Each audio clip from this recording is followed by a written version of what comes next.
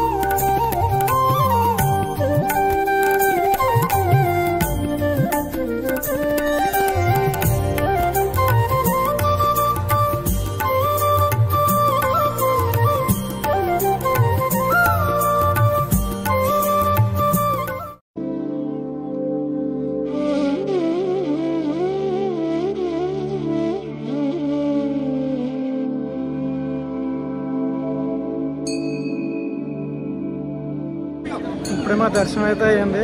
2 గంటలు పట్టింది. సో చీకటి కూడా పట్టింది. మొత్తం టెంపుల్ అంతా ఒక రౌండ్ వేద్దాం.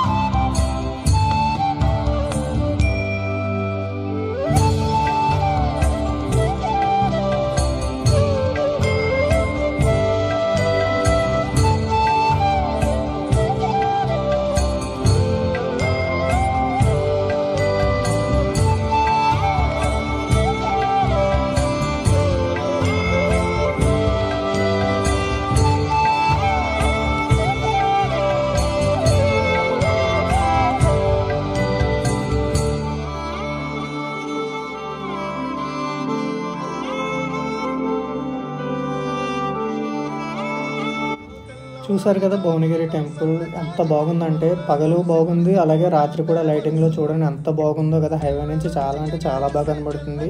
చుట్టుపక్కల ప్రెమిసెస్ కూడా చాలా అంటే చాలా బాగుంది. సో మీరు మీ ఫ్రెండ్స్తో అయితే ఖచ్చితంగా విజిట్ చేయండి టెంపుల్ని అయితే. స్వర్ణగిరి వెళ్ళేటప్పుడు హైవే పక్కనే ఇంకో టెంపుల్ కూడా ఉంటుంది, శ్రీ రేణుక ఎల్లమ్మ తల్లి దేవాలయం పక్కనే, హైవే పక్కనే. అది కూడా దర్శించుకోవచ్చు మనం. చాలా అంటే చాలా బాగుంటారు అమ్మవారు.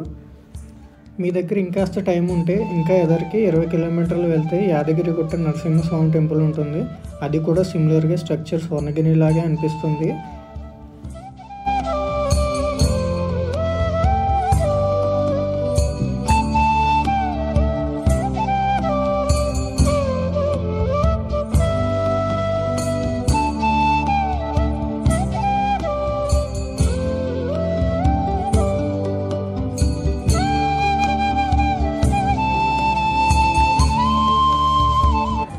టైం 10:20 అవుతుంది.